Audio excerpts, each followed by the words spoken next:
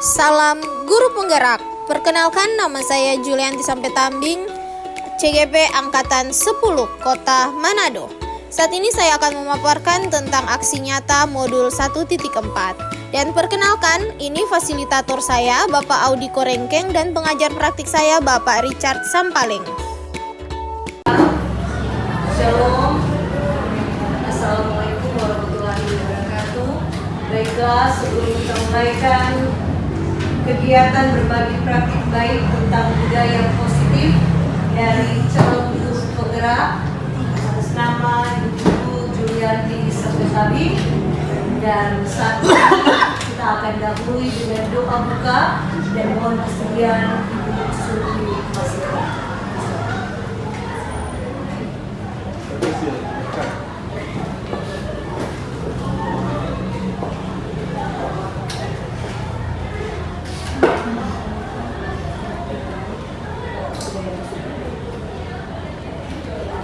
Sebelum kita mulai dengan pemaparan dari nanti, kita akan mulai dengan doa supaya semuanya berdoa. Izinkan saya berdoa untuk agama saya, Kristen, Protestan, baik Tuhan. Segala puji dan syukur ya Tuhan, kami panjatkan pada kemuliaan Tuhan, oleh karena betapa besar kasih dan cinta-Mu kepada kami semua, sehingga kami semua boleh ada sebagai anak-anak.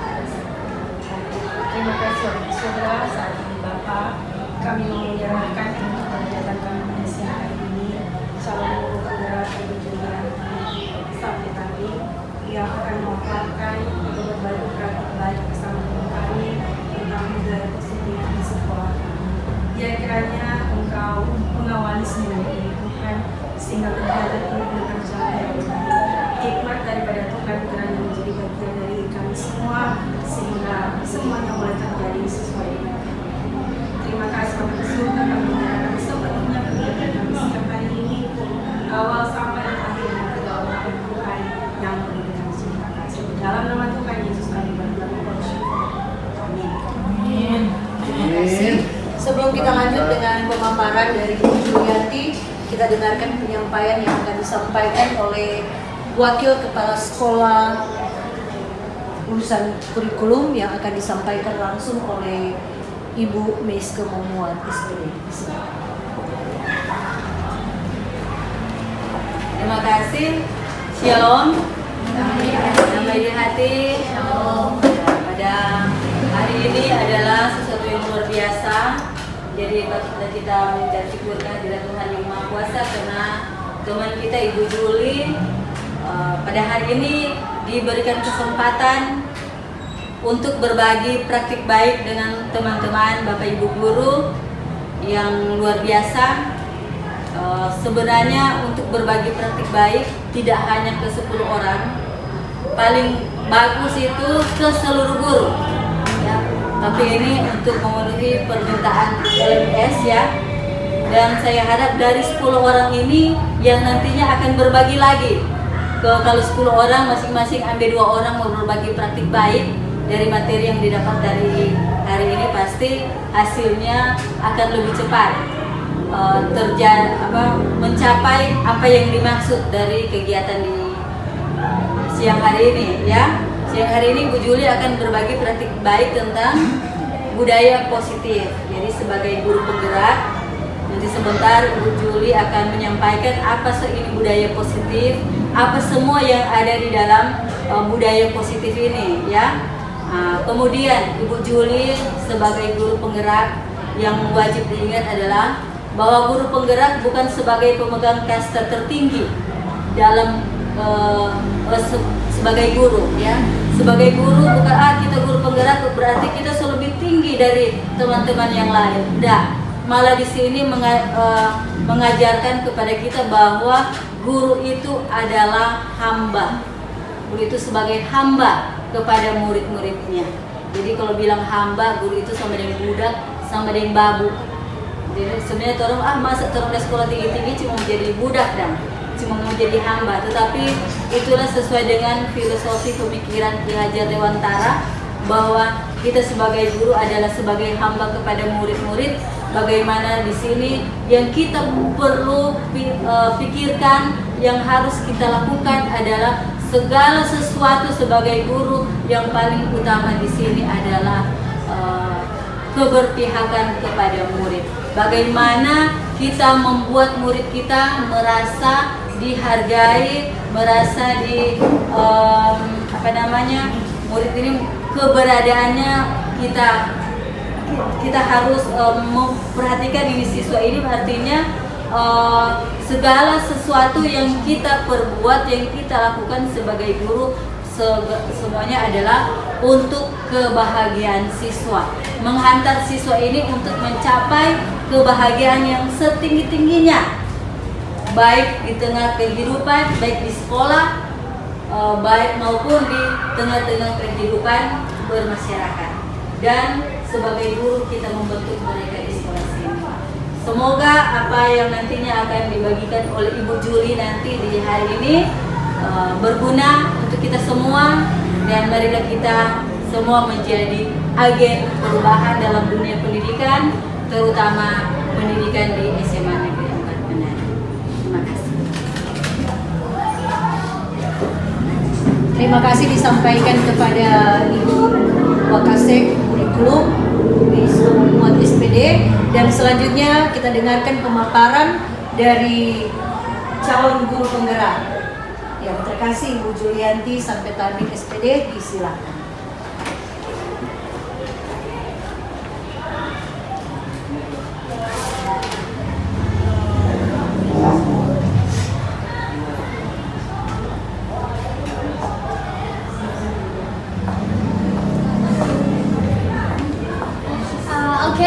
Selamat siang semua. Siang.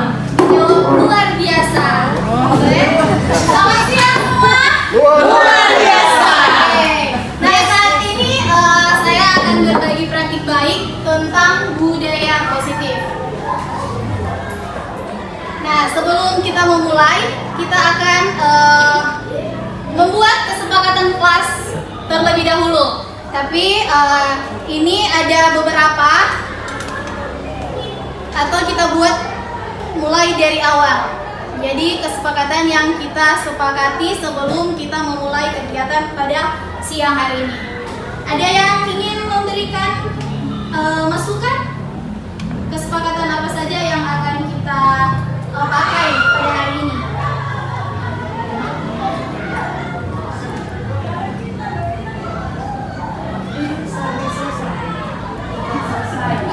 Duduk sampai selesai.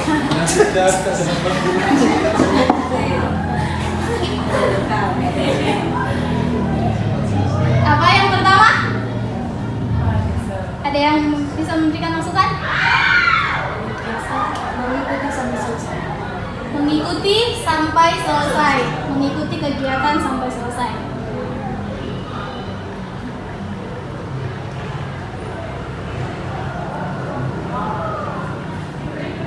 Ada lagi? Udah keluar masuk keluar. Oke, tidak keluar masuk ruangan. Ada lagi?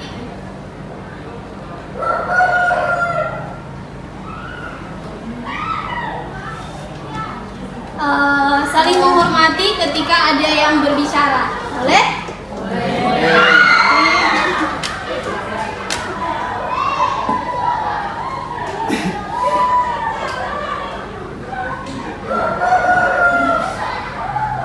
Apa lagi? Ada lagi yang ingin ditambahkan untuk kesepakatan kelas kita pada hari ini? Pemaparan materi harus jelas. Oke.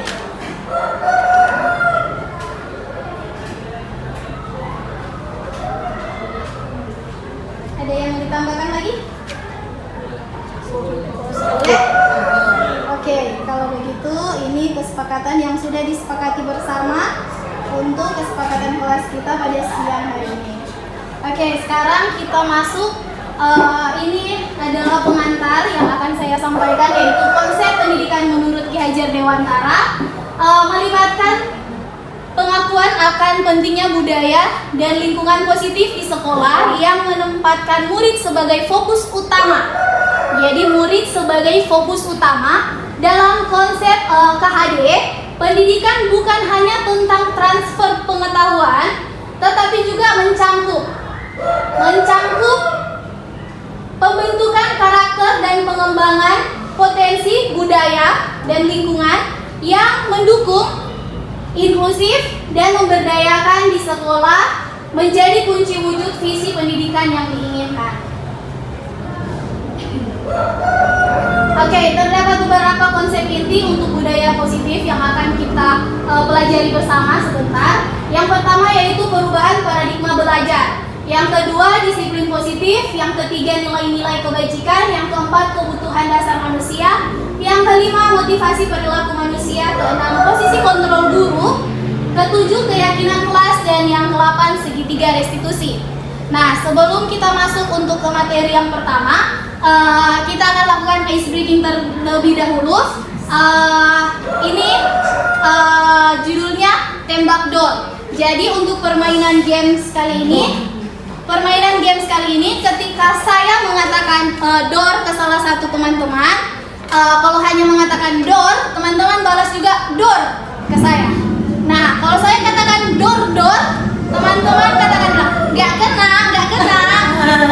Kalau ketika kali saya bilang door, begitu ya, jadi kayak mati. Boleh? Jadi yang kalah berarti dalam permainan games ini berhenti. Boleh teman-teman yang bagian sebelah sini terlebih dahulu siap berdiri. Sini dulu.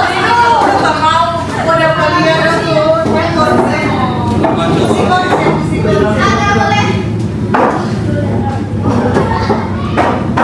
Oke, kita mulai ya. Jadi ingat, kalau saya katakan door, berarti dibalas door. Tapi kalau saya katakan door, nggak kena. Pakai goyangan ya, nggak kena. Tapi kalau saya tidak kasih door, oke, seperti itu ya. Kita mulai. Oke, door. Mesti cepat ya, jadi jawab mesti cepat. Udah? Oke. Door.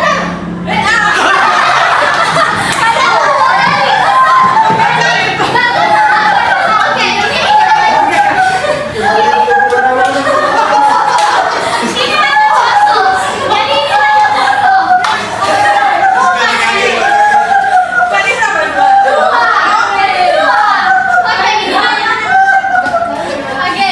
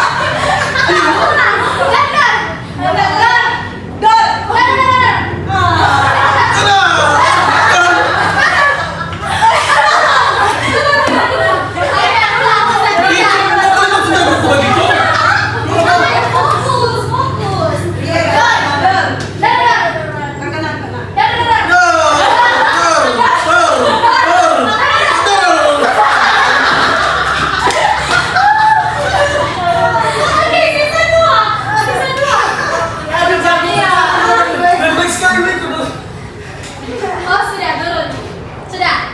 1, 2, 3. Nanti ada.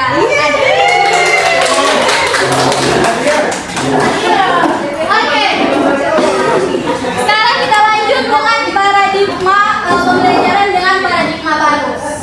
Oke, pembelajaran dengan paradigma baru yaitu merupakan pembelajaran yang dirancang berdasarkan prinsip pembelajaran atau berdiferensiasi sehingga para peserta didik sesuai kebutuhannya berdasarkan tahap perkembangan sesuai dengan teori psikologi modern untuk mewujudkan profil pelajar Pancasila. Nah, untuk teori di sini ada teori kontrol dari Dr. William Glasser meluruskan beberapa ide atau gagasan tentang makna kontrol. Terdapat ada 4 ilusi. Ini ilusi yang pertama yaitu ilusi guru mengontrol murid. Pada dasarnya kita tidak dapat memaksa murid untuk berbuat sesuatu jikalau murid tersebut memiliki untuk tidak melakukannya. Nah, walaupun tampaknya guru sedang mengontrol perilaku murid, hal demikian terjadi karena murid sedang mengizinkan dirinya sendiri itu dikontrol. Nah, saat ini bentuk kontrol guru menjadi kebutuhan dasar yang dipilih murid tersebut. Teori kontrol menyatakan bahwa semua perilaku memiliki tujuan, bahkan terhadap perilaku yang tidak disukai. Ilusi yang kedua yaitu bahwa semua penguatan positif, efektif, dan bermanfaat. Nah, penguatan positif atau bujukan adalah bentuk-bentuk kontrol. Segala usaha untuk mempengaruhi murid agar mengulang sesuatu perilaku tertentu, yaitu usaha untuk mengontrol murid tersebut. Dalam jangka waktu tertentu, kemungkinan murid tersebut akan menyadari dan mencoba untuk menolak bujukan kita, atau bisa jadi murid tersebut menjadi tergantung pada pendapat sang guru untuk berusaha. Dan yang ilusi ketiga yaitu bahwa kritik dan membuat orang merasa bersalah dapat menguatkan karakter. Nah, menggunakan kritik atau rasa bersalah untuk mengontrol murid menuju pada identitas gagal. Nah, mereka belajar untuk merasa buruk tentang diri mereka. Mereka mengembangkan dialog diri yang negatif. Kadangkala sulit bagi guru untuk mengidentifikasi bahwa mereka sedang melakukan perilaku ini. Nah, karena seringkali guru cukup menggunakan suara halus untuk menyampaikan pesan negatif. Oke, kita lanjut. Ilusi yang terakhir yaitu ilusi bahwa orang dewasa memiliki hak untuk memaksa. Nah, banyak orang dewasa yang percaya bahwa mereka memiliki tanggung jawab untuk membuat murid-murid berbuat hal-hal tertentu. Apapun yang dilakukan dapat diterima selama ada sebuah kemajuan berdasarkan sebuah pengukuran kinerja. Pada saat itu pula orang dewasa akan menyadari bahwa perilaku memaksa tidak akan efektif untuk jangka waktu yang panjang dan sebuah hubungan permusuhan akan terbentuk. Nah, ini ada tabel mengungkap paradigma stimulus respon ke pendekatan teori kontrol. Jadi di sini ada tabel yang di samping sebelah kanan itu stimulus respon dan samping sebelah kiri itu teori kontrol. Di sini contoh realitas atau sebuah kebutuhan kita anggap itu sama di stimulus respon. Sedangkan ternyata di teori kontrol realitas atau kebutuhan itu kita berbeda-beda. Nah, dan di stimulus respon semua orang melihat hal yang sama. Sedangkan di teori kontrol ternyata setiap orang memiliki gambaran yang berbeda-beda. Dan untuk stimulus respon kita mencoba mengubah orang agar berpandangan sama dengan kita. Tetapi ternyata di teori kontrol kita seharusnya berusaha memahami pandangan orang lain tentang dunia yang dia pikirkan. Dan yang berikut stimulus respon, perilaku buruk dilihat sebagai suatu kesalahan. Tapi ternyata di teori kontrol semua perilaku pasti memiliki tujuan. Nah, selanjutnya orang lain bisa mengontrol saya. Itu di stimulus respon. Tapi ternyata di teori kontrol hanya Anda atau hanya saya yang bisa mengontrol diri saya sendiri. Kemudian saya bisa mengontrol orang lain. Ternyata kita tidak bisa mengontrol orang lain. Kemudian di stimulus respon, pemaksaan ada pada saat bujukan gagal. Ternyata di teori kontrol mengatakan bahwa mana kolaborasi dan konsensus menciptakan pilihan-pilihan baru. Dan sedangkan di stimulus respon, model berpikir menang kalah, sedangkan di teori kontrol kita hanya berpikir model berpikir yaitu menang-menang. Inilah tabel dari kita bagaimana cara menggunakan paradigma stimulus respon ke pendekatan teori kontrol. Oke, kita lanjut. Sekarang kita masuk disiplin positif. Ketika teman-teman mendengar kata disiplin, apa yang terbayang di benak teman-teman? Apa yang terlintas di pikiran teman-teman? Ada yang bisa jawab? Tentang kata disiplin. Tepat waktu. Oke, contoh dari Bapak Fikri yaitu tepat waktu. Ada lagi yang lain? Mengikuti aturan. Mengikuti aturan. Ada lagi? Yang lain? Yang terlintas di benak Bapak Ibu ketika mendengar kata disiplin.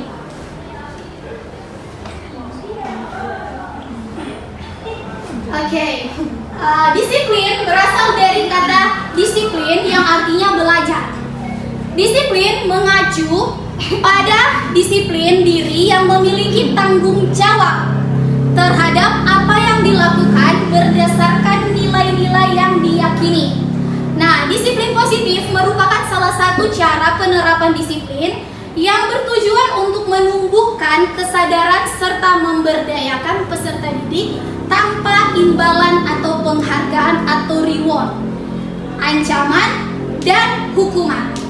Sebagai seorang pendidik, tujuan kita adalah menciptakan peserta didik yang memiliki disiplin diri sehingga mereka berperilaku mengacu kepada nilai-nilai kebajikan universal dan memiliki motivasi intrinsik dalam perubahan perilaku ke arah yang lebih baik.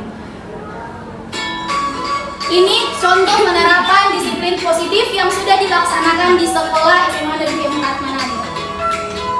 Dan ini hanya beberapa contoh, masih banyak lagi yang sudah diterapkan di sekolah SMA Negeri 4 Manado. Ini ada budaya 3S, senyum, salam, sapa, upacara, ibadah, senam bersama-sama, ada kolaborasi antara guru dan melakukan doa sebelum pembelajaran dan sesudah pembelajaran, serta juga dengan melakukan kegiatan Jumat bersih. Oke, kita lanjut di nilai-nilai kebajikan. Nilai-nilai kebajikan yaitu nilai-nilai yang merupakan payung besar dari sikap dan perilaku kita. Atau nilai-nilai ini merupakan fondasi kita berperilaku.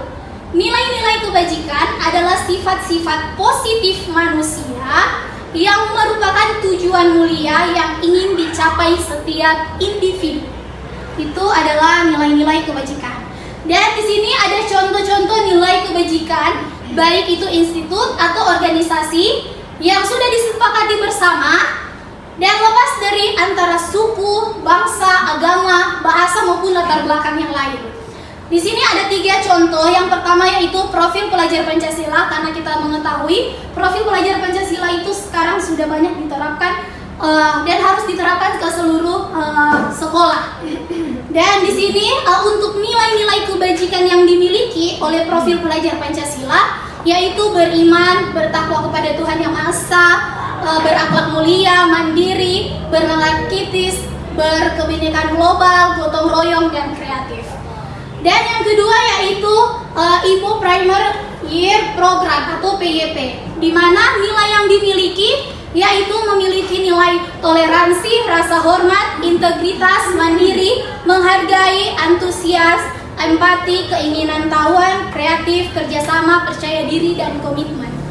Dan keterampilan hidup atau life skill, memiliki nilai-nilai kebajikan yaitu dapat dipercaya, lurus hati, mendengar yang baik, tidak merendahkan orang lain, memberikan yang terbaik untuk diri dan semua orang yang ada di sekeliling kita. Nah sekarang coba teman-teman pikirkan nilai-nilai kebajikan apa yang sudah ada di diri masing-masing teman-teman, atau teman-teman membandingkan apakah memiliki perbedaan nilai-nilai kebajikan yang ada di sekolah atau berada di luar sekolah yang sudah teman-teman miliki. Dipikirkan saja, kita akan lanjut. Jadi sekarang kita masuk ke dalam kebutuhan dasar manusia. Nah, kebutuhan dasar manusia adalah segala sesuatu yang kita lakukan untuk mendapatkan apa yang kita inginkan. Seluruh tindakan yang kita lakukan memiliki tujuan tertentu. Dan semua usaha terbaik yang kita lakukan adalah dalam rangka agar kebutuhan dasar kita terpenuhi dengan baik. Terdapat 5 kebutuhan dasar manusia. Yang pertama, bertahan hidup. Di mana bertahan hidup kita memerlukan makanan, pakaian, tempat tinggal, keamanan, dan kesehatan. Dan kebutuhan yang kedua yaitu kasih sayang dan rasa diterima.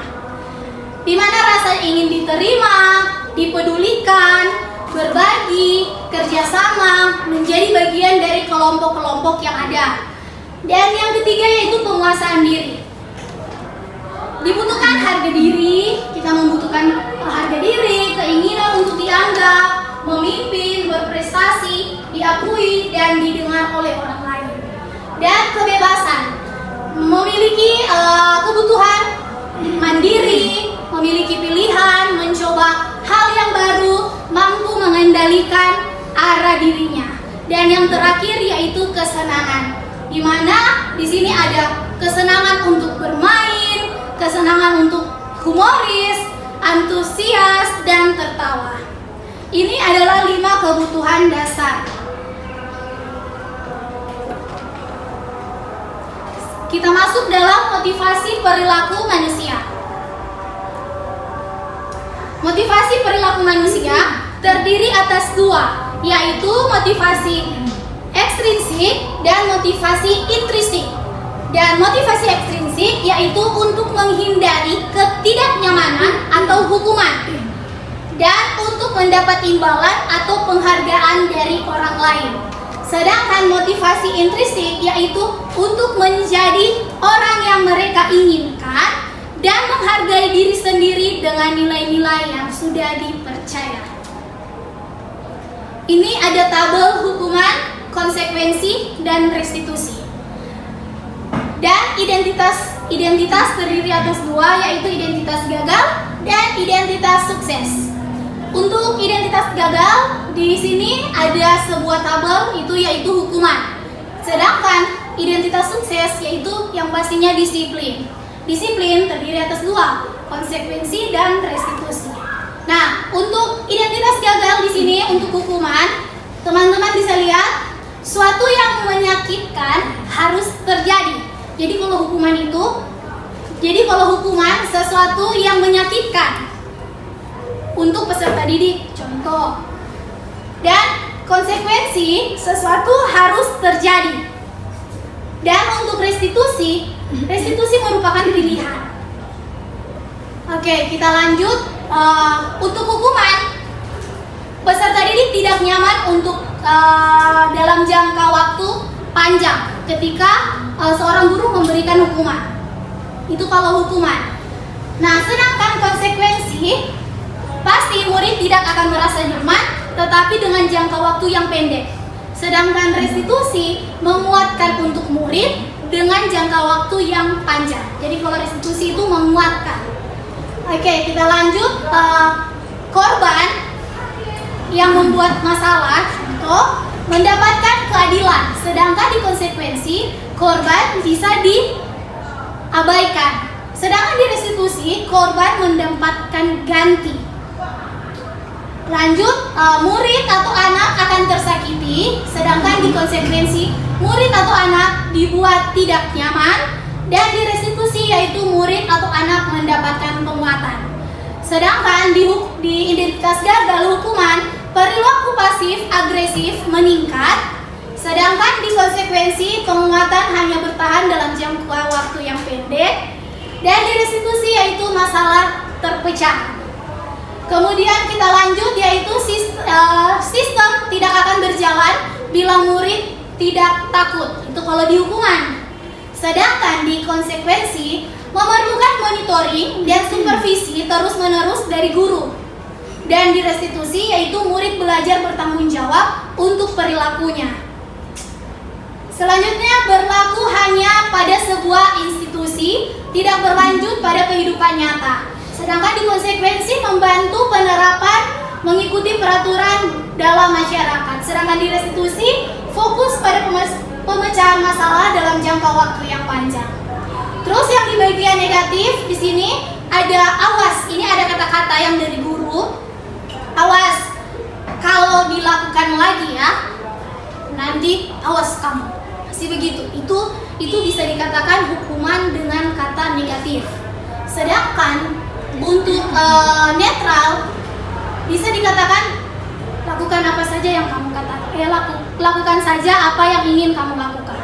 Itu yang netral. Sedangkan di positif kita kan pasti akan dengan menggunakan kata-kata apakah hal ini yang sesungguhnya yang ingin kamu lakukan? Seperti itu. Selanjutnya, kalau dalam negatif, kalau dalam hukuman biasa dengan mode paksaan. Pokoknya enggak, tetap mesti bikin, mesti. Itu bisa dikatakan dengan paksaan. Sedangkan di dalam netral itu memiliki stimulus respon yang tadi yang sudah kita pelajari. Dan di restitusi di bagian yang positif itu memiliki teori kontrol.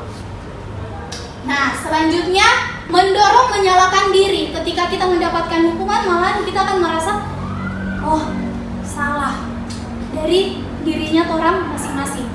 Nah, sedangkan untuk konsekuensi yang bagian netral mendorong kepatuhan. Sedangkan di restitusi yaitu mendorong disiplin positif. Dan yang terakhir konsep diri buruk. Sedangkan di konsekuensi memiliki konsep diri baik dan restitusi memiliki konsep diri yang kuat. Oke, jadi dapat disimpulkan bahwa hukuman bersifat tidak terencana atau tiba-tiba yang diberikan oleh guru ketika menyelesaikan permasalahan yang ada. Hukuman bersifat satu arah dari pihak guru yang memberikan. Dan murid hanya menerima suatu hukuman tanpa melalui satu kesepakatan atau pengarahan dari pihak guru baik sebelum atau sesudahnya. Sedangkan konsekuensi sudah terencana atau sudah disepakati bersama, sudah dibahas dan disetujui oleh murid dan guru. Umumnya bentuk konsekuensi dibuat oleh dari pihak guru atau pihak sekolah. Dan kemudian murid mengetahui dari penyampaian yang sudah sekolah sampaikan. Dan konsekuensi yang akan diterima bila siswa atau murid melakukan sebuah pelanggaran. Dan untuk restitusi adalah proses menciptakan kondisi bagi murid untuk memperbaiki kesalahan mereka yang mereka perbuat sehingga mereka bisa kembali pada kelompok mereka dengan karakter yang lebih dikuatkan. Murid dibuat merasa nyaman dengan jangka waktu yang panjang. Jadi ini perbedaan dari hukuman, konsekuensi, dan restitusi. Untuk hukuman bisa bersifat dalam bentuk fisik. Oke, sekarang ini ada sebuah kalimat, kemudian kita akan mencari tahu apakah ini hukuman atau sanksi konsekuensi. Yang kalimat yang pertama, mencatat 100 kali di dalam buku kalimat, saya tidak akan terlambat lagi karena terlambat di sekolah. Karena terlambat ke sekolah. Apakah ini hukuman atau konsekuensi? Yang ini adalah konsekuensi. Yang kedua, lari mengelilingi lapangan basket 2 kali karena terlambat hadir di sekolah. Apakah ini hukuman atau konsekuensi? Iya, benar. Ini hukuman. Dan yang pernyataan yang ketiga, membersihkan coretan yang dibuat di meja adalah hukuman atau konsekuensi? Ya, ini adalah konsekuensi. Dan murid diminta untuk push up 15 kali karena tidak menggunakan masker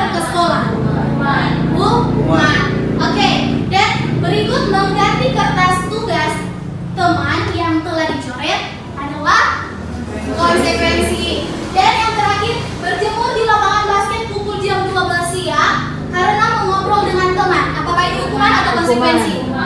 Oke, jadi teman-teman sudah mengerti tentang hukuman dan konsekuensi. Oke, sekarang kita ice breaking terlebih dahulu. Jadi teman-teman minta tolong berdiri. Kita akan supaya tidak tegak. Teman-teman boleh berada di bagian luar dari tempat duduk. Berada di luar dari tempat duduk. Kita akan goyang bersama agar supaya tidak kaku atau tidak bosan.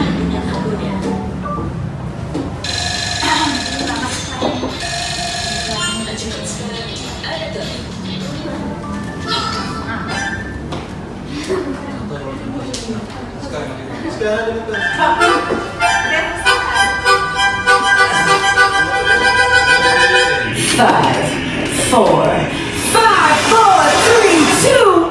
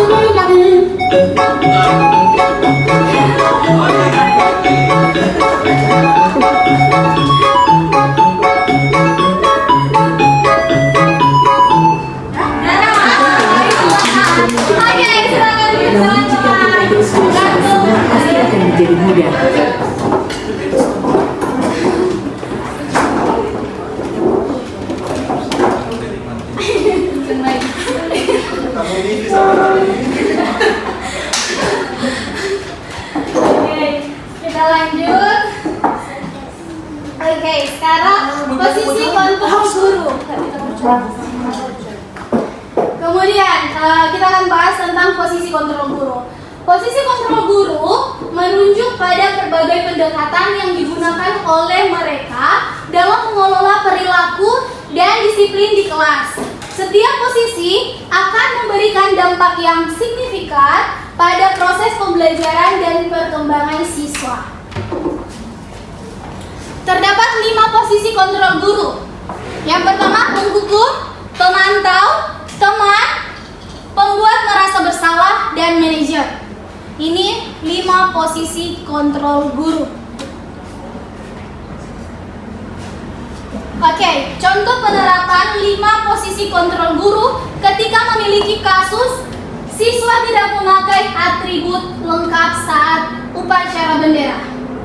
Ketika posisi kontrol kita sebagai penghukum, pasti kita akan memberikan dia hukuman hormat bendera selama 1 jam. Itu posisi kontrol ketika kita sebagai guru terus menjadi seorang posisi kontrol penghukum.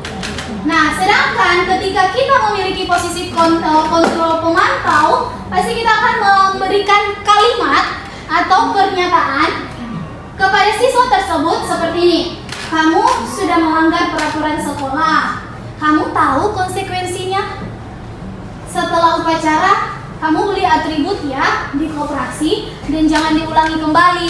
Itu adalah posisi kontrol ketika kita menjadi sebagai seorang guru atau sebagai pemantau. Dan untuk pembuat merasa bersalah, kita pasti akan mengeluarkan kata-kata seperti yang berada di depan atau contoh kalimat. Berapa kali sih Bapak Ibu sudah memberitahukan kamu membuat Ibu kecewa. Kamu tidak merasa kasihan sama ibu, itu juga membuat siswa merasa ketika mendengar kata-kata tersebut, iya saya salah ibu, begitu. Itu sebagai posisi kontrol guru pembuat merasa bersalah. Kemudian posisi kontrol guru ketika sebagai teman. Ayo dong ikut aturan sekolah. Jangan tolong bantu ibu bapak ya sekali lagi. Sudah tidak apa-apa, lain kali jangan sampai berbuat seperti ini ya. Itu ketika kita berbicara dengan siswa dan memposisikan diri sebagai teman dengan siswa. Dan yang berikut yaitu manajer. Di sini ada contoh kalimat ketika kita berada di posisi kontrol sebagai manajer. Apakah kamu tahu kesalahan kamu? Kira-kira bagaimana kamu memperbaiki kesalahanmu? Itu sebagai posisi kontrol manager. Nah sekarang saya akan bertanya kepada beberapa orang yang dirasa saat ini sudah memiliki posisi kontrol guru apa?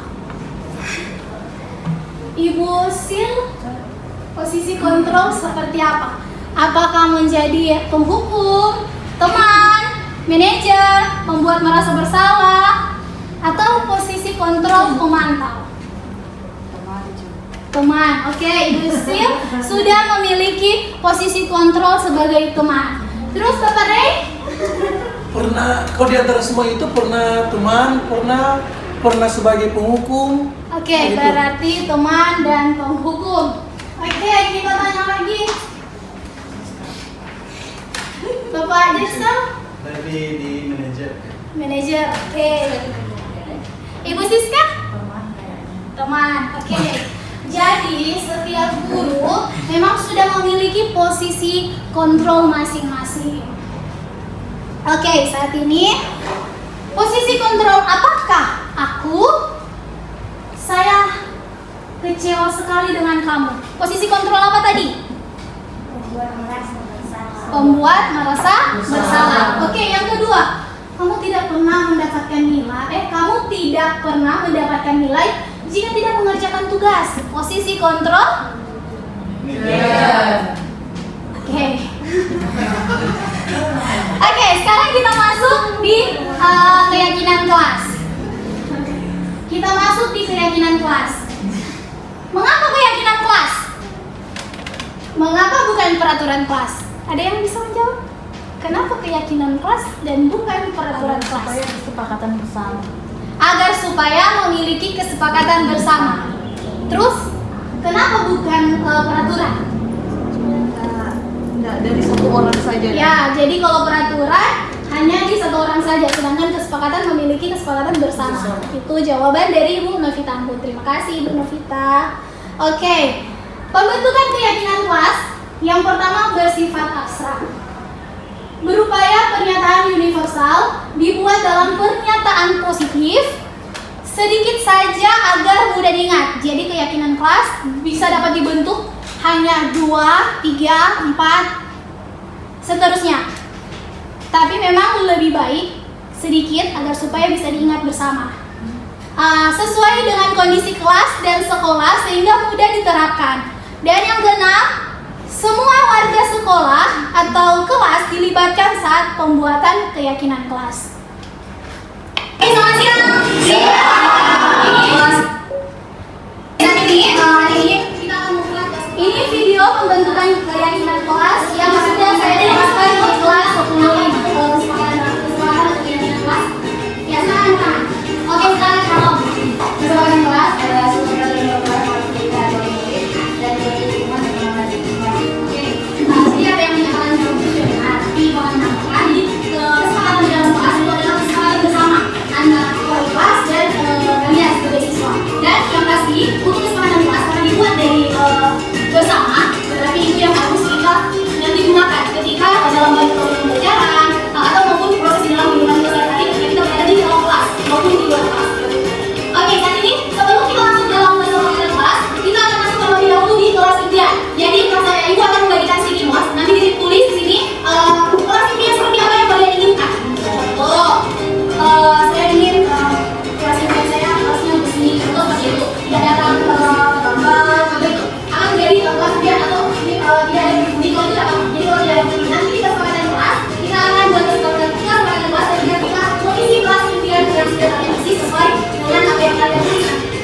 Kalian mengerti? Boleh. Misalnya seperti oke, pembentukan keyakinan kelas bukan hanya karena wali kelas saja, tetapi langsung ditulis dan seluruh kalian. Jadi kita menjadi sebagai seorang atau pengajar di kelas yang kita akan ajarkan. Jadi di awal semester kita harus membuat kesepakatan kelas bersama agar supaya proses pembelajaran kedepannya dapat berjalan juga dengan baik sesuai dengan keyakinan kelas. Atau tidak langsung ditempel di papan tulis. Oke.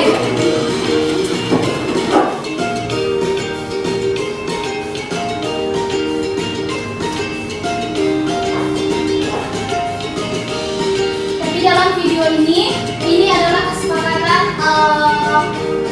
perwalian atau wali kelas dengan siswa yang berada di kelas 10.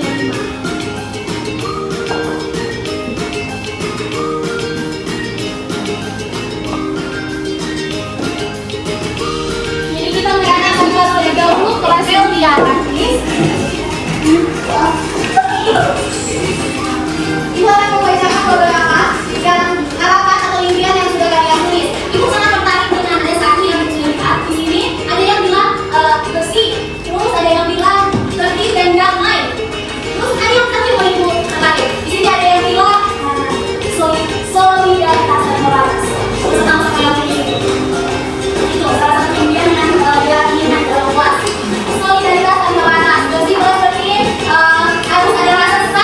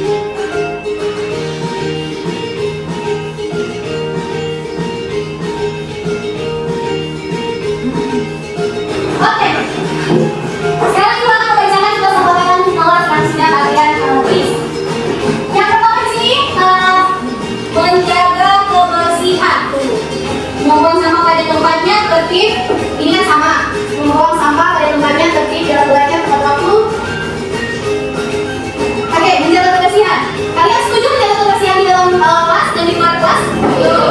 Oke, ini satu. Yang lain kalau sudah sama itu ya. Oke. Karena sudah sama. Jadi ini minumnya dua, ini satu buat dan sebentar. Ini sudah di sekolah bersama. Ini ke sekolah bersama.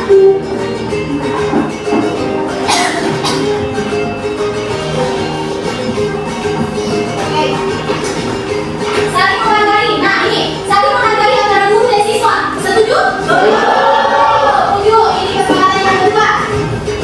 Kita lanjut dengan tidak boleh buang sampah pada rumahnya kalau tidak bersihkan. Ini sama. Tidak datang terlambat. Tidak berbagai satu proses belajar dan disiplin. Menjaga kebersihan juga disiplin. Oke, berarti di sini berarti datang tepat waktu, benar? Setuju? Oke, berarti datang tepat waktu. Menjaga kebersihan ini. Ini sama. Memulai dengan lengkap yang sopan. Oh, memakai seragam lengkap yang sopan dan rapi berarti sama juga dengan menjaga kebersihan atau etika kelas. Jadi, bagaimana? Setuju? Oke. Sudah ada 4 kesepakatan bersama. Menjaga kebersihan, menjaga kelas, pasti. Oke, berarti sudah sama dengan lain. Tidak boleh memenuhi dengan kebersihan sama. Tidak bersih kelas dan seragam. Semua tidak ada benar. Ya, dua. Oke.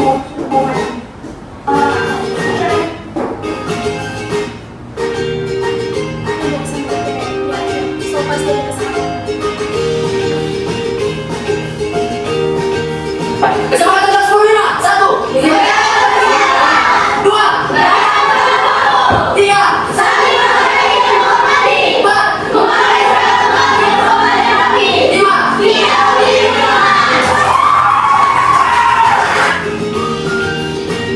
Oke, jadi ini cara pembentukan atau contoh pembentukan ketika kita membentukan keyakinan kelas. Oke, sekarang kita masuk di segitiga restitusi, di mana suatu proses dialog yang dijalankan oleh guru agar dapat menghasilkan murid yang mandiri dan bertanggung jawab. Terdapat 3 tahap di dalam segitiga restitusi. Yang pertama yaitu menstabilkan identitas dengan menggunakan kalimat atau kata-kata berbuat salah itu tidak apa-apa. Tidak ada manusia yang sempurna. Saya juga pernah melakukan kesalahan seperti itu. Kita bisa menyelesaikan ini. Bapak dan Ibu juga tidak tertarik mencari siapa yang salah. Tapi Bapak dan Ibu ingin mencari solusi dari permasalahan ini. Dan kamu berhak merasa seperti itu. Apakah kamu sedang menjadi teman yang baik buat dirimu sendiri? Ini contoh kalimat-kalimat yang ketika kita menyelesaikan permasalahan yang dimiliki oleh peserta didik, kita menggunakan tahap segitiga restitusi. Yang pertama yaitu menstabilkan identitas. Terus tahap yang kedua yaitu validasi tindakan yang salah. Kita bisa menggunakan dengan kata-kata, padahal kamu bisa melakukan yang lebih buruk dari ini. Kamu pasti punya alasan mengapa melakukan hal itu. Kamu patut bangga pada dirimu sendiri karena kamu telah melindungi sesuatu yang penting buat dirimu. Kamu boleh mempertahankan sikap itu, tapi kamu harus menambahkan sikap yang baru. Kemudian yang ketiga yaitu menanyakan keyakinan kelas. Apa kamu masih mengingat tentang keyakinan kelas sekolah kita? Tentang keyakinan kelas atau sekolah yang kita buat? Apakah nilai-nilai umum yang kita telah sepakati bersama? Apa bayangan kita tentang kelas yang ideal atau kelas idaman? Atau bisa dibilang dengan kelas impian yang ingin kamu impikan selama ini? Kamu mau jadi orang yang seperti apa? Itu ada beberapa kalimat yang bisa kita gunakan ketika kita menyelesaikan masalah dengan menggunakan tahap segitiga restitusi. Ini ada sebuah contoh segitiga restitusi yang diterapkan, di mana Kate dilaporkan oleh teman sekelasnya karena telah mencoret-coret fasilitas sekolah, yaitu meja dengan menggunakan Tipex, sehingga ia dipanggil oleh wali kelasnya, yaitu Ibu Julianti. Siang Kate, silakan duduk Kate.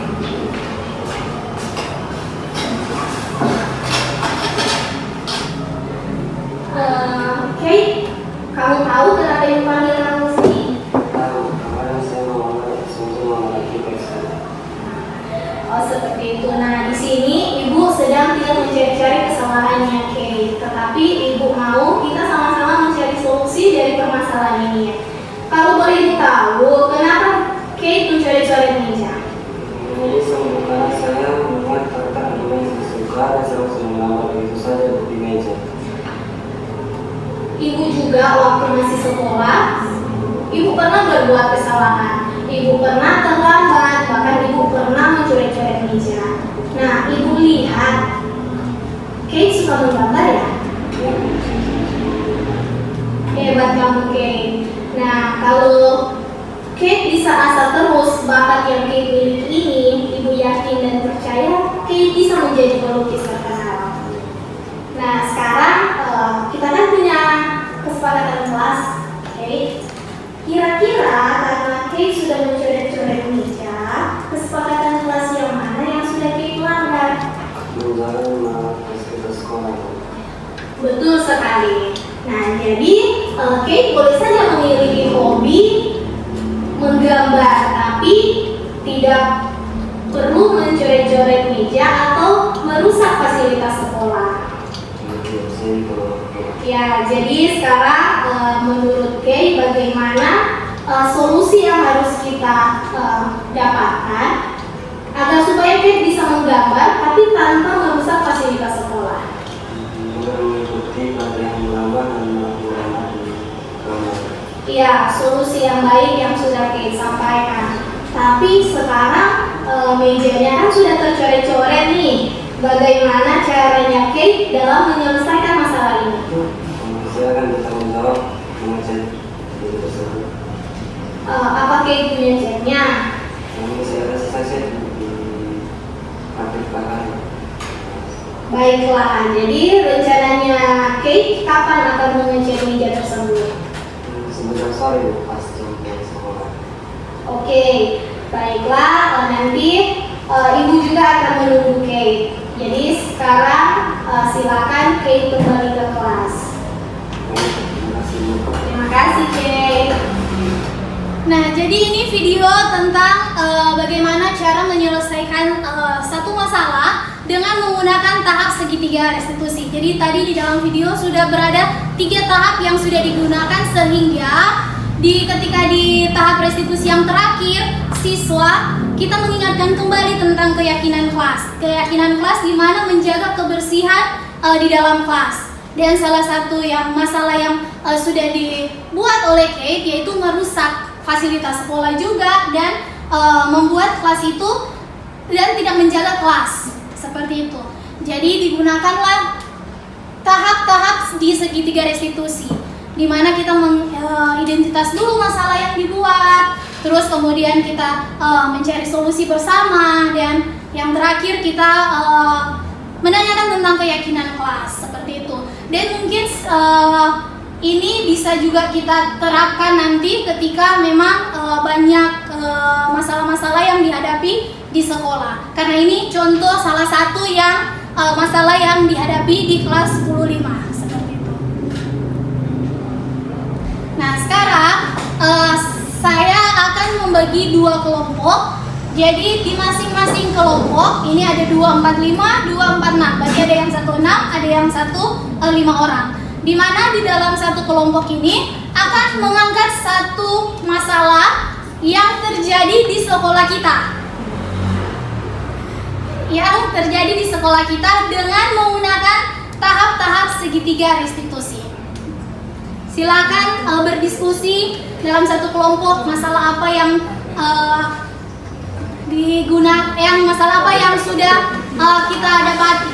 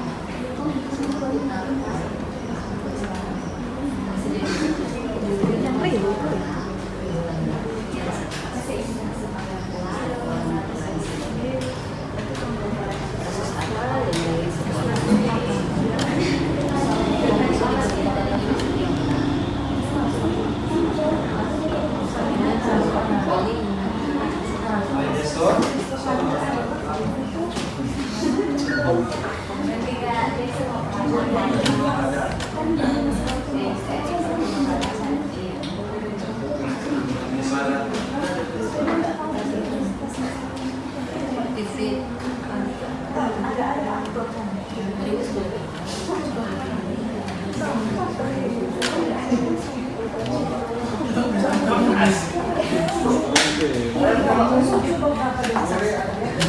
pas DP listrik sebagian situ.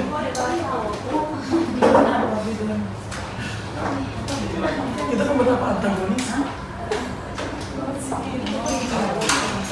Jul, ini bikin apa tadi Jul di video? Berarti ada 2 orang. Hasil. Ya.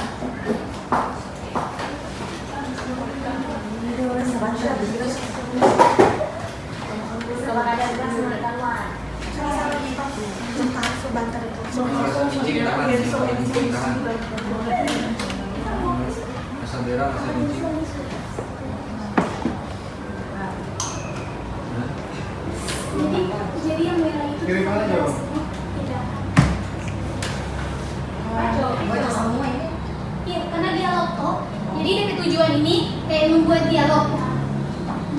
Jadi angkat satu masalah yang dihadapi di sekolah, kemudian buat dialog. Jadi akan dipresentasikan satu kelompok. Kalau di dialog itu hanya ada 2 orang, berarti 2 orang.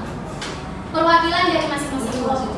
Terus ada 1 orang yang menyatakan di kalimat ini yang menjadi segitiga restitusi yang tahap pertama, tahap kedua, tahap ketiga. Kecil dong. Ya, kita takut bisa ketemu. Karena jadi Dia berganti dia sombong. gimana itu? Sama dialog. Devita. Dur. Jadi kalimat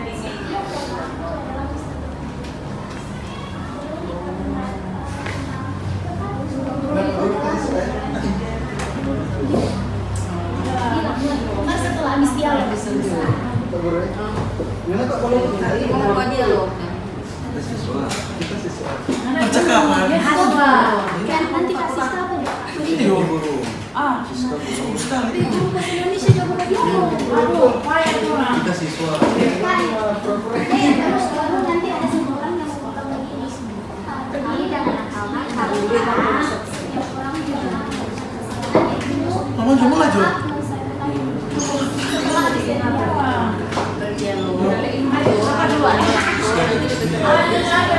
Miss dengan lah. Siapa yang sudah selesai bisa mempresentasikan? Ibu Vita dengan Oke, dari kelompok 1 Ibu Novika dengan Ibu Sil.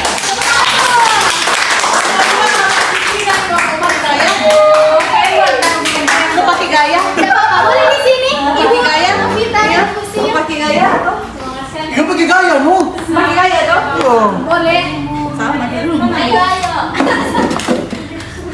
Kronologi. Ibu-ibu aja ya. Bapak-bapaknya maju. Baca tuh Jul. Baca di kasus tuh. Ya. Terlebih dahulu diceritakan kasus apa yang diangkat. Oke. Guru sedang mengajar, tiba-tiba ada salah satu murid datang terlambat masuk.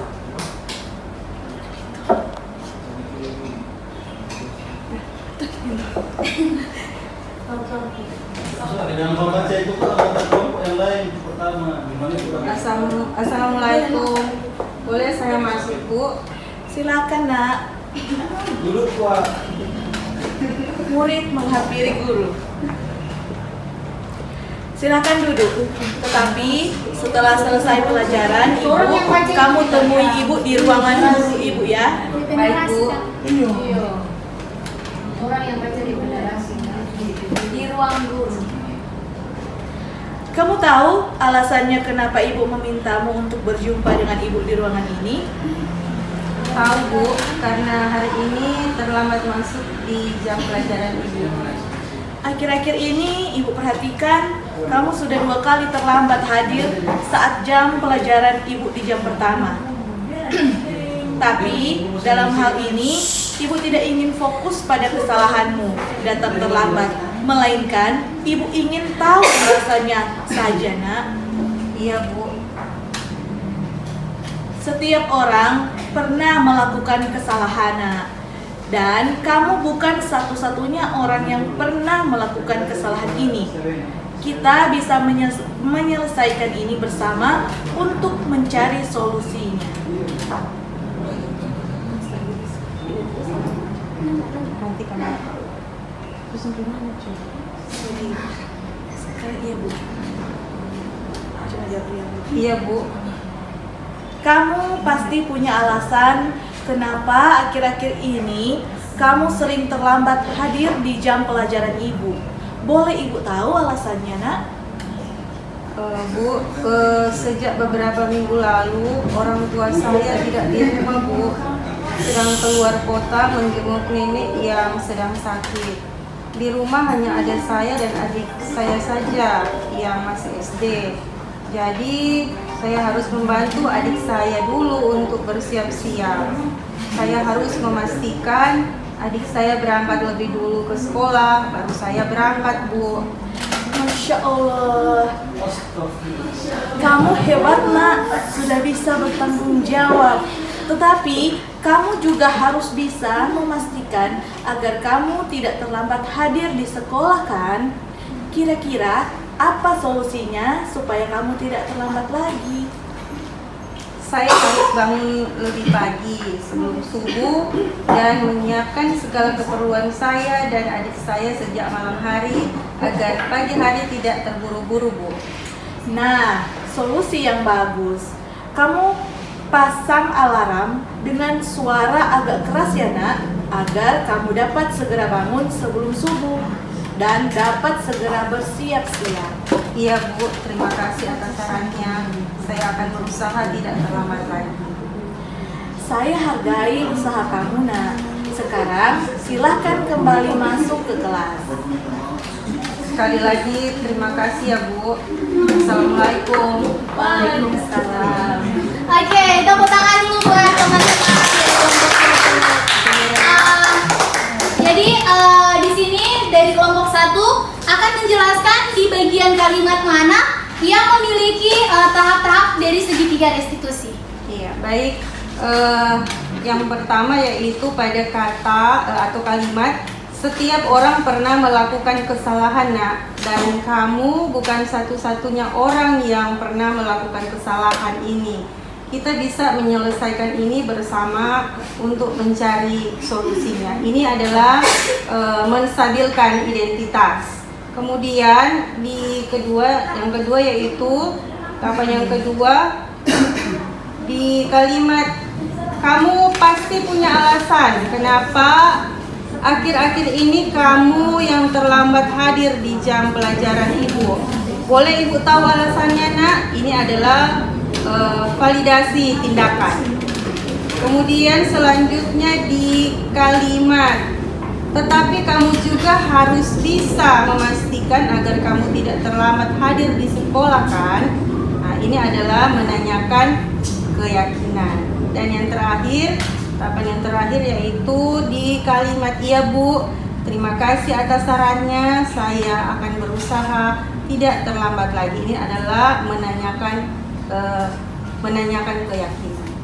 Oke, terima kasih kelompok 1. Jadi kasus dan dialog yang sudah dibuat oleh dari kelompok 1 itu sudah memiliki 3 tahap dari segitiga restitusi. Sekarang silakan untuk presentasi dari kelompok 2.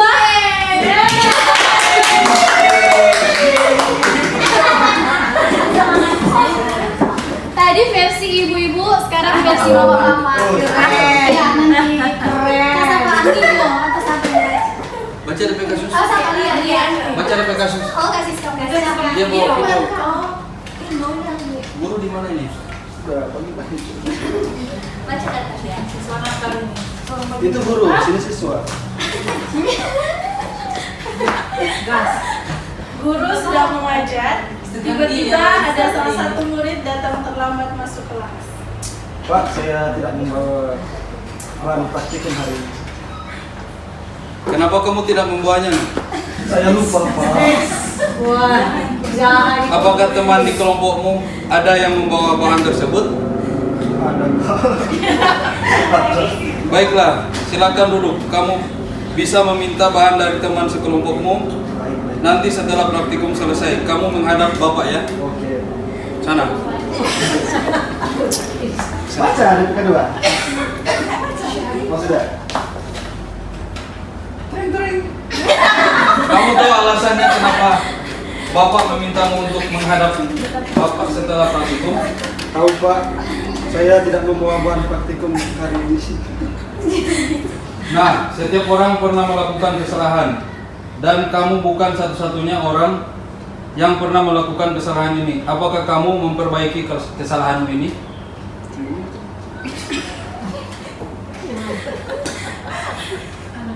Tahu Pak, karena saya benar belum.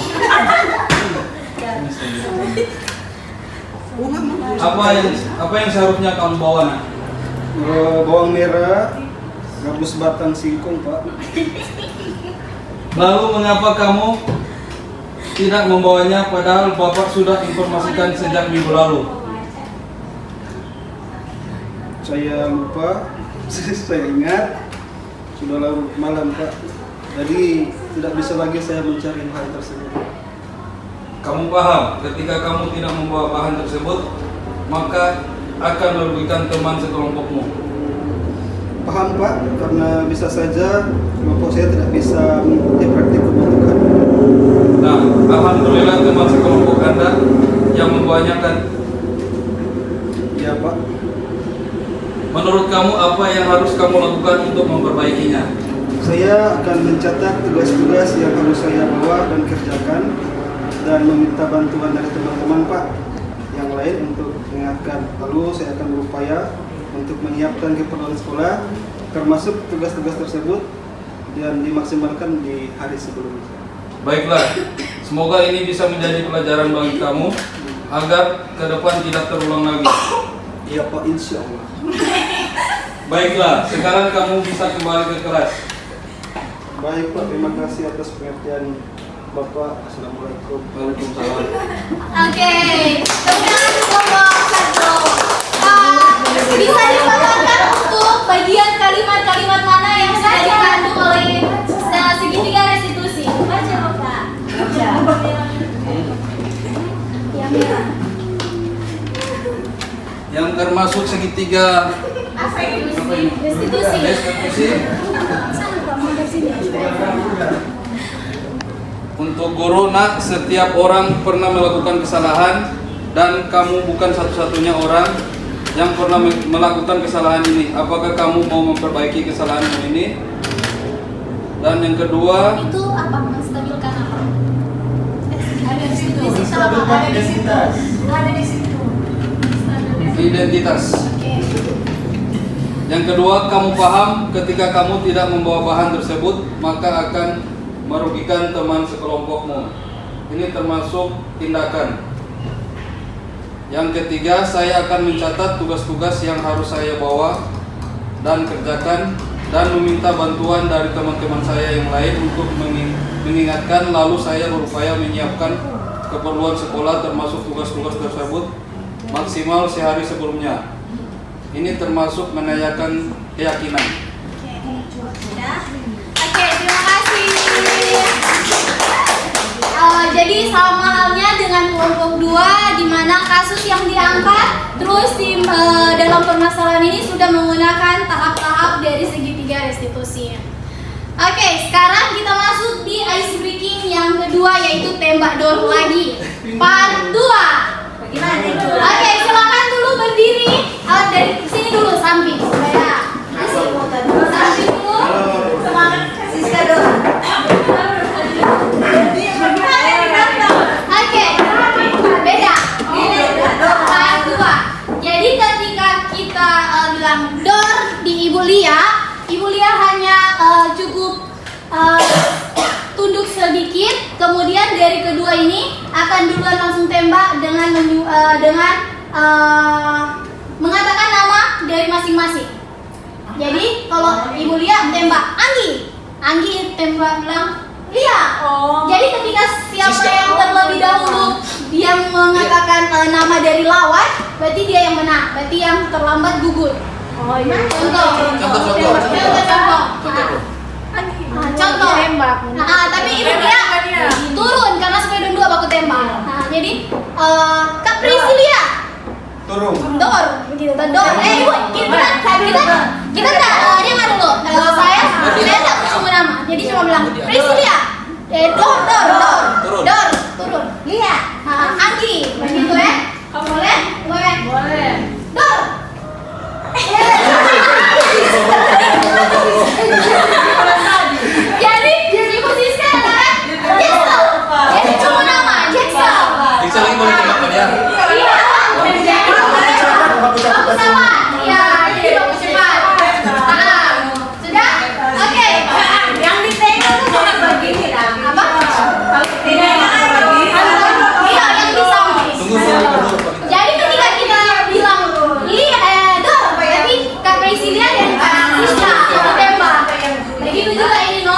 Ketika tembak ini berarti berdua. Oke?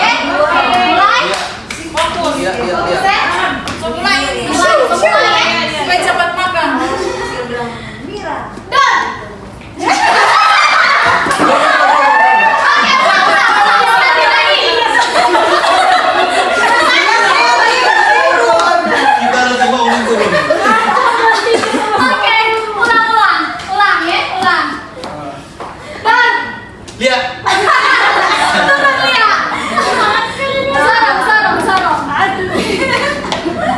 Dua lagi, lihat lagi.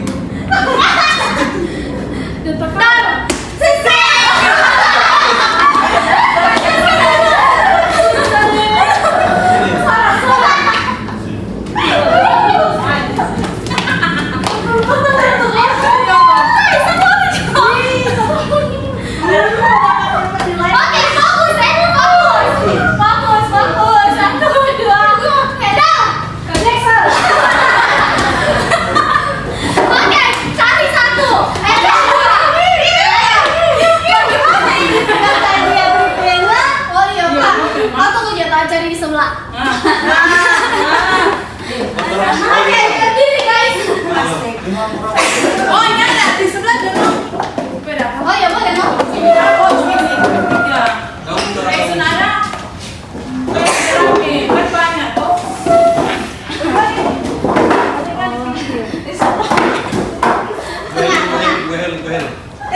Coba ya, yang lainnya. Oke.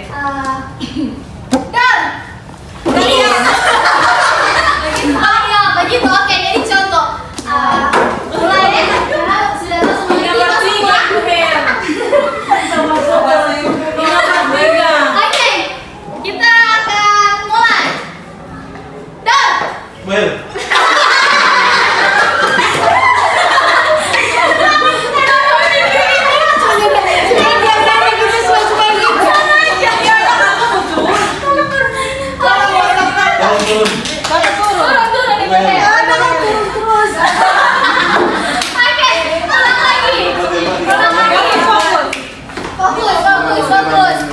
fokus. Kak Vin. Fokus. Dan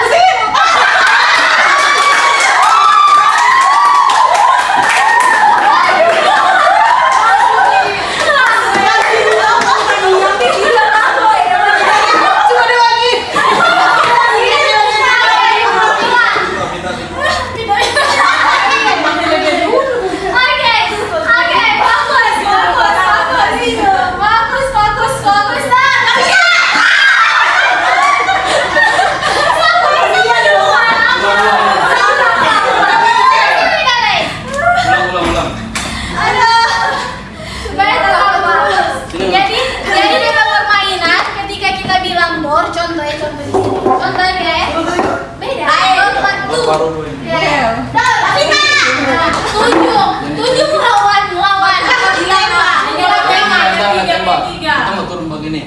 Jadi contoh ya, Dor. Kak bilang tapi nama. Kamis. Jadi sama gitu. Jadi sama duluan. Siapa lebih dulu tembak? Yang kalah dapat tembak. Jangan semua tembak atau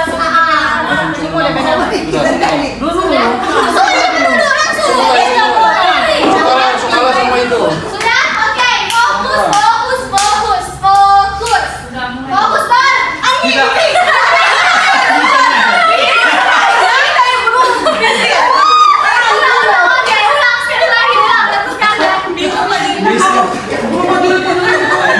Pakai boleh.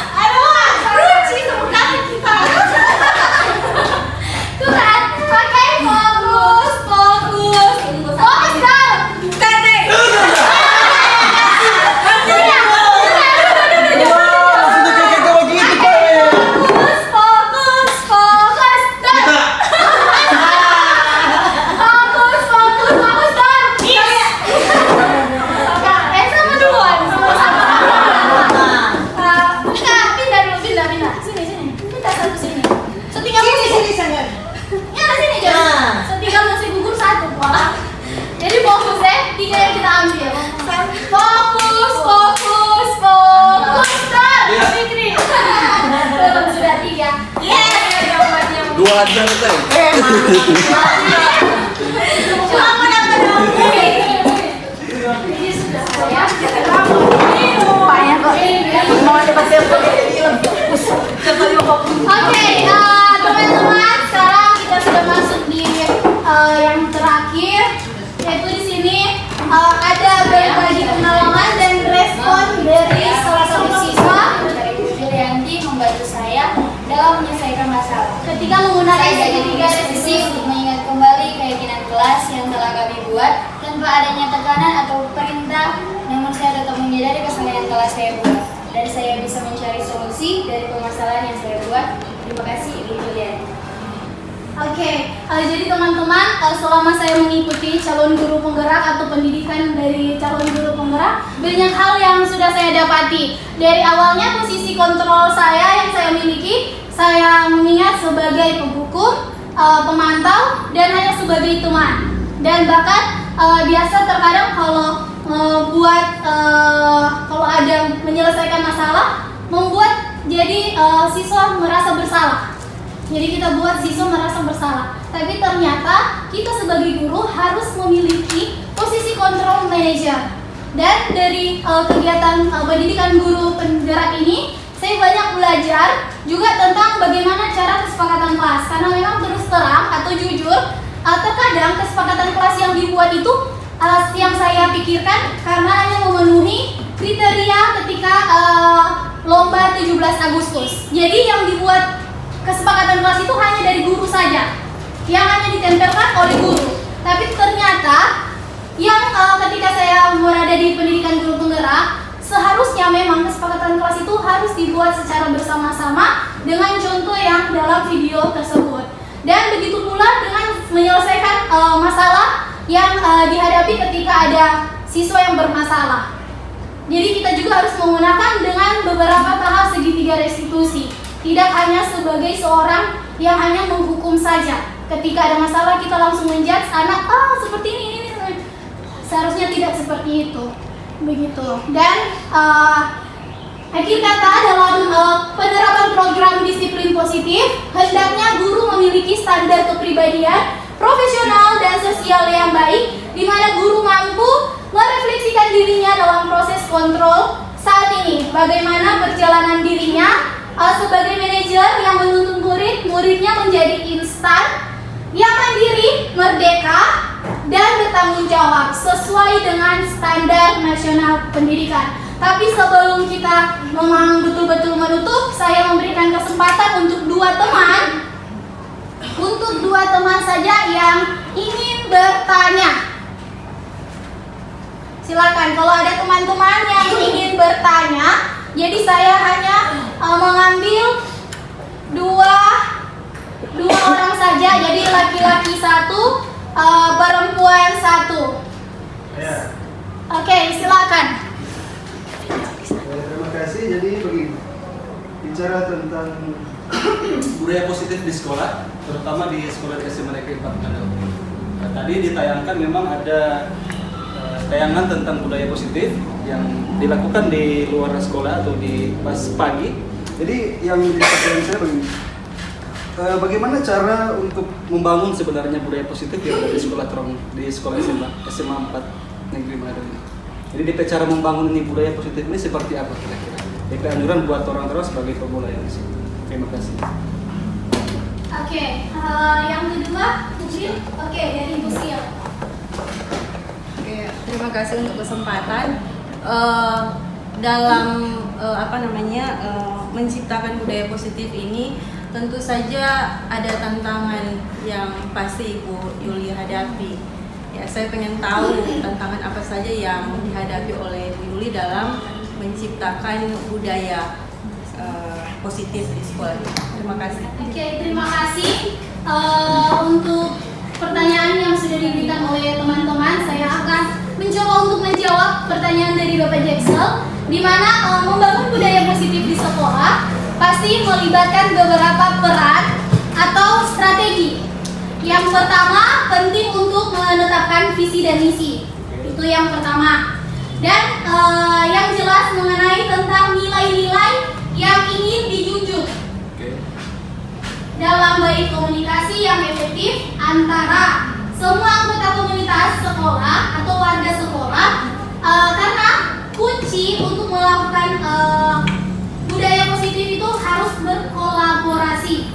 Itu. Jadi kita memang harus membangun kolaborasi antara baik guru dengan guru maupun guru dengan siswa, bahkan guru, siswa, serta orang tua dan masyarakat yang berada di sekitar kita. Itu, terima kasih. Untuk pertanyaannya Ibu Sil, jadi memang tantangan memang pasti ada. Kalau kita memulai kegiatan yang baik, pasti ada tantangan. Nah, tantangan yang dihadapi itu banyak. Tapi saya hanya mengambil beberapa contoh. Pertama, tantangan dari orang-orang yang ada di sekitar kita. Ketika kita beda pemahaman dengan orang lain, pasti akan susah untuk jalan menerapkan budaya positif di sekolah. Tetapi budaya positif ini dapat jalan karena kita sendiri atau pribadi sendiri yang ingin atau ada niat untuk membuat budaya positif itu tanpa harus menunggu orang lain. Jadi sebaiknya dalam kegiatan budaya positif itu juga tidak langsung kita tiba-tiba langsung kerja langsung jadi, tidak. Memiliki atau butuh waktu yang panjang sehingga budaya positif itu memang betul-betul langsung melekat kepada siswa, guru, dan bahkan masyarakat yang akan datang ketika di sekolah. Jadi memang tantangan terbesar juga yaitu dari diri sendiri, karena terkadang ketika kita sudah mencoba untuk menerapkan budaya positif, ketika teman lain yang kita lihat tidak menerapkan budaya positif, otomatis kita pasti akan berpikir, sudah jauh yang lain tidak bikin, masa kita terus mau bikin, sudah jadi lelah yang lainnya bergerak. Pasti akan ada pemikiran seperti itu. Maka dari itu tantangan terbesar itu dari diri sendiri juga. Walaupun tantangan-tantangan di luar dari diri sendiri pasti ada. Maka dari itu ketika kita sudah betul-betul ingin menerapkan budaya positif, kita harus komitmen sebisa-bisa mungkin betul-betul akan kita praktekkan di dalam kehidupan sehari-hari, walaupun jangka waktunya memang cukup panjang. Seperti itu. Terima kasih. Ada yang ingin menanggapi atau memberikan juga masukan dan sebagainya, dipersilakan. Selamat siang. Jadi yang saya dapatkan mengenai penerapan budaya positif, aksi nyata modul yang sudah disampaikan oleh Ibu Julianti sampai Tambing, ada beberapa hal yang saya dapatkan, yaitu yang pertama tentang perubahan paradigma belajar, disiplin positif, nilai-nilai kebajikan, kebutuhan dasar manusia, motivasi perilaku manusia, posisi kontrol guru, keyakinan kelas, dan segitiga restitusi. Jadi hal-hal tersebut sangat membantu saya, dan kiranya yang sudah saya pelajari itu bisa saya terapkan di sekolah dan kepada murid secara konsisten. Terima kasih. Demikian pertemuan berbagi baik pada hari ini. Kiranya Tuhan Yesus memberkati kita semua dan ditutup oleh Ibu Heri. Oke, demikian untuk berbagi praktik baik budaya positif. Kita berikan applause dulu buat kita yang sampai tadi. Dan demikian untuk pemaparan yang ada, dan biarlah itu juga boleh bermanfaat bagi kita sebagai guru-guru yang ada di SMA Negeri 4 Manado ini. Dan terima kasih buat Ibu Julianti. Dan saat ini kita akan tutup dengan doa, mohon kesediaan Miss Miranda. Komisi Pemuda.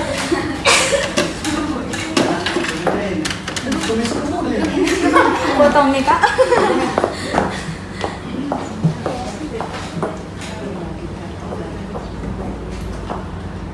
Mari kita satu dalam permintaan doa.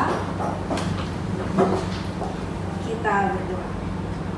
Ya Tuhan Yesus, kami mengucap syukur kepadamu atas penyertaan-Mu dalam kehidupan kami, sehingga pada saat ini Tuhan berbagi praktik baik melalui budaya positif oleh Ibu Julianti bisa terselesaikan dengan begitu baik. Tuhan, Engkau juga menolong Ibu Julianti dalam masa pendidikannya, calon guru penggerak. Engkau memberikan dia sehat, kuat, kekuatan, dan juga hikmat kebijaksanaan Tuhan, agar dalam setiap proses yang ia jalani bisa terlaksana dengan baik. Dan Tuhan Yesus, begitu juga materi yang sudah kami dapat, karena itu Tuhan dapat kami terapkan dalam lingkungan kami, terlebih kepada anak-anak didik kami. Tuhan Yesus, kalau pada saat ini juga kami akan berpisah ke tempat tujuan kami masing-masing, Engkau kiranya menolong, membimbing, menuntun agar bisa tiba di tempat tujuan kami dengan selamat. Ini yang menjadi doa, ungkapan syukur dan permohonan kami. Haleluya. Amin. Amin. Terima kasih, demikian kegiatan siang hari ini disampaikan. Terima kasih dan selamat siang.